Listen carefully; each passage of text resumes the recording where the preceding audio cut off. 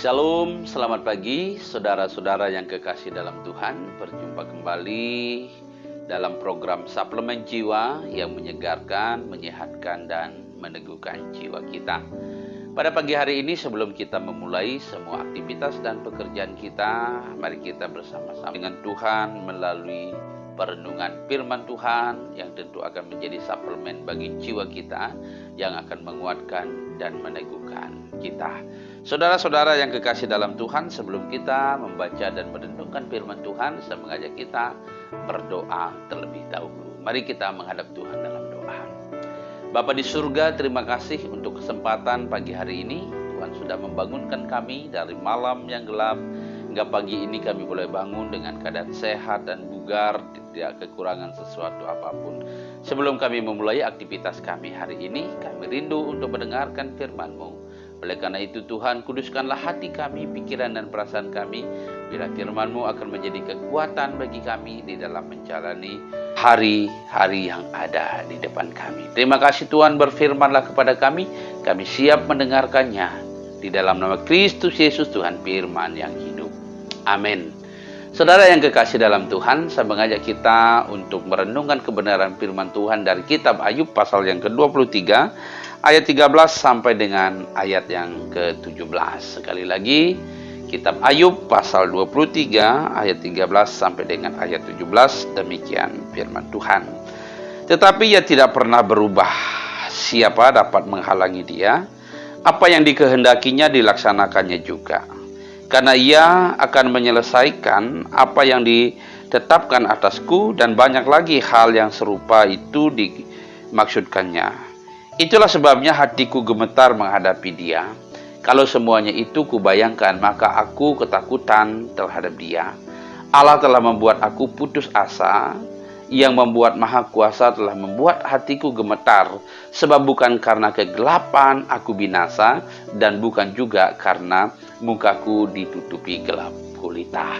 Demikianlah pembacaan firman Tuhan. Berbahagialah kita yang mendengar firman Tuhan, terlebih melaksanakannya dalam kehidupan sehari-hari. Saudara-saudara yang kekasih dalam Tuhan, sesuai dengan teks firman Tuhan yang kita baca pada hari ini, saya mengajak kita bersama-sama untuk merenungkan di bawah satu tema, yaitu Allah tidak pernah berubah. Saudaraku yang kekasih dalam Tuhan, Allah yang tidak pernah berubah itu adalah Allah yang konsisten. Ya, Allah yang konsisten, tidak pernah mengubah keputusannya, tidak pernah mengubah ketetapannya, dan tidak pernah mengubah kehendaknya. Ia tidak berubah karena keinginan manusia, dan ia juga tidak berubah karena keadaan. Ya, apa yang dikehendakinya pasti dilaksanakannya. Ya, saudara-saudara yang kekasih dalam Tuhan, ia tidak dapat dipengaruhi oleh siapapun. Ia tidak dapat dipengaruhi oleh keadaan. Itulah sebabnya di dalam ayat 13 bagian A mengatakan bahwa tetapi ia tidak berubah. Ya, sekali lagi, tetapi ia tidak pernah berubah. Siapa dapat menghalangi dia? Tidak ada seorang pun dapat menghalangi setiap keputusan-keputusannya. Tidak ada seorang pun yang dapat menghalangi ketetapan-ketetapannya. Allah pasti melaksanakan sesuai dengan apa yang sudah menjadi keputusan dan kehendaknya. Itulah yang disebut dengan Allah yang konsisten, Allah yang tidak pernah berubah. Saudaraku yang kekasih dalam Tuhan, Allah yang tidak pernah berubah itu adalah Allah yang melaksanakan apa yang dikehendakinya. Di dalam ayat 13 bagian B dikatakan apa yang dikehendakinya dilaksanakannya juga. Sekali lagi, Allah yang tidak pernah berubah itu adalah Allah yang melaksanakan kehendaknya. Ya. Ketika ia sudah menghendaki segala sesuatu, maka ia akan melaksanakannya tanpa manusia atau tanpa dipengaruhi oleh manusia, tanpa doa-doa manusia atau apapun itu. Allah tidak pernah membatalkan apa yang sudah menjadi kehendaknya. Jikalau Allah membatalkan kehendaknya, itu artinya bahwa Allah kita adalah Allah yang tidak konsisten, Allah yang selalu berubah. Maka Allah itu juga Allah yang tidak dapat dipercaya. Ya.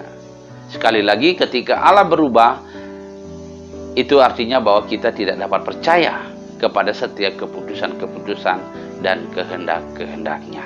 Oleh karena Dia adalah Allah yang konsisten, maka Dia tidak mungkin mengingkari apa yang dikehendakinya. Ia tidak mungkin mengingkari apa yang sudah ditetapkannya. Ia tidak mungkin mengingkari apa yang sudah direncanakan dan dipikirkannya sejak dari semula.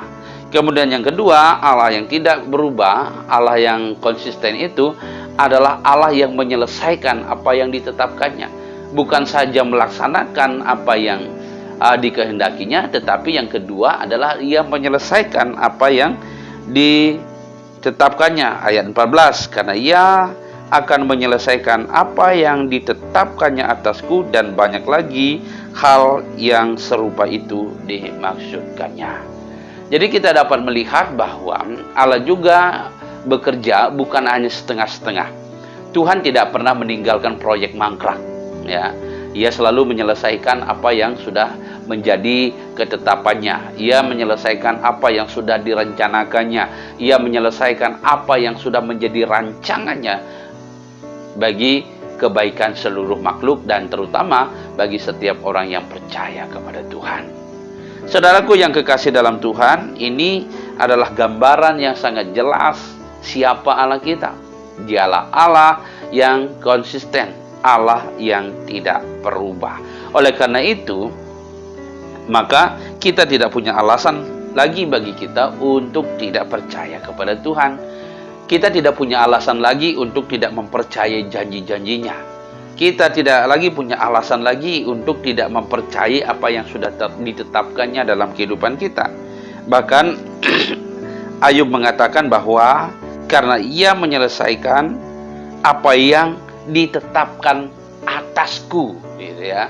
Ia akan menyelesaikan apa yang ditetapkannya atas hidup kita, atas hidup saya dan saudara.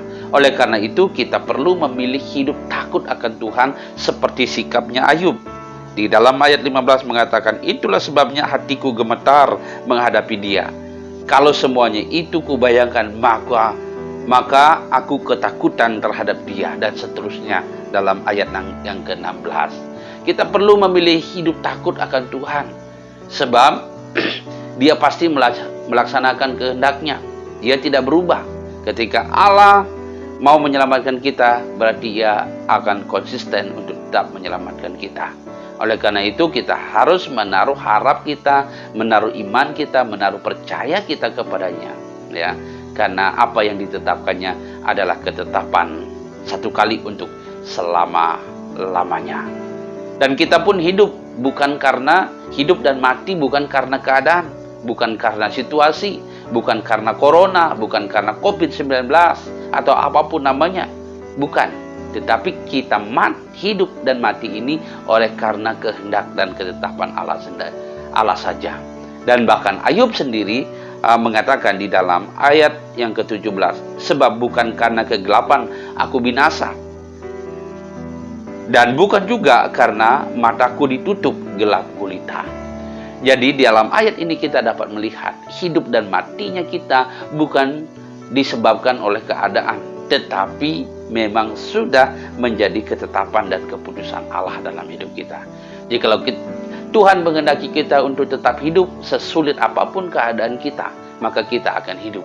Tetapi jika Tuhan menghendaki kita mati, ya sebahagia apapun kita, senyaman apapun kita, pasti akan mati. Kita tidak dapat menolak keputusan Allah. Kita tidak dapat menghindar dari ketetapan-ketetapan Allah. Oleh karena itu, sekali lagi kita perlu hidup dalam takut akan Tuhan. Kita perlu hidup setia kepada Tuhan, supaya ketetapan-ketetapannya, rencananya atas hidup kita digenapinya sesuai dengan rencananya. Tetapi ketahuilah bahwa rencana Tuhan atas hidup kita bukanlah rancangan kecelakaan, tetapi adalah rancangan damai sejahtera yang akan memberikan kepada kita masa depan yang gilang gemilang. Saudaraku yang kekasih dalam Tuhan, demikianlah renungan kita pada pagi hari ini. Kiranya Tuhan akan menolong dan memberkati kita. Sekali lagi, mari kita tetap percaya kepada Tuhan, kepada Allah kita, Allah yang tetap konsisten, Allah yang tidak pernah mengubah keputusannya, Allah yang tidak pernah mengubah rencananya, Allah yang tidak pernah mengubah apa yang dikehendakinya, dan bahkan Dia menyelesaikan apa yang ditetapkannya atas hidup kita. Ya, Allah tidak pernah meninggalkan kita dengan proyek mangkrak.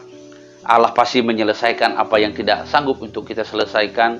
Allah pasti akan mengerjakan apa yang tidak sanggup untuk kita kerjakan. Mari kita tetap semangat dan percaya bahwa Tuhan pasti akan menolong dan memberkati kita, dan Dia akan menggenapi setiap rancangannya atas hidup kita. Tuhan Yesus memberkati kita dengan firman-Nya. Mari kita berdoa.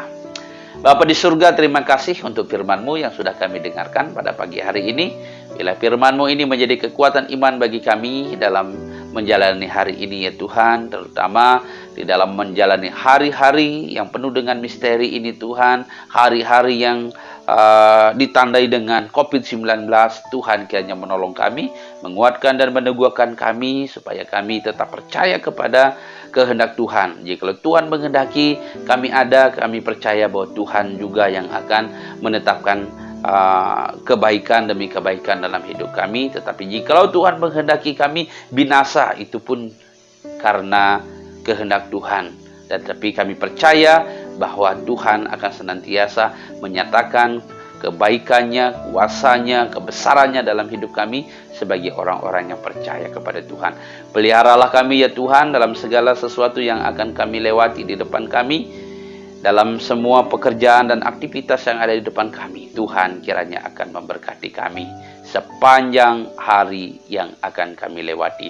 Di dalam nama Tuhan Yesus kami berdoa dan mohon pimpinan-Mu. Amin.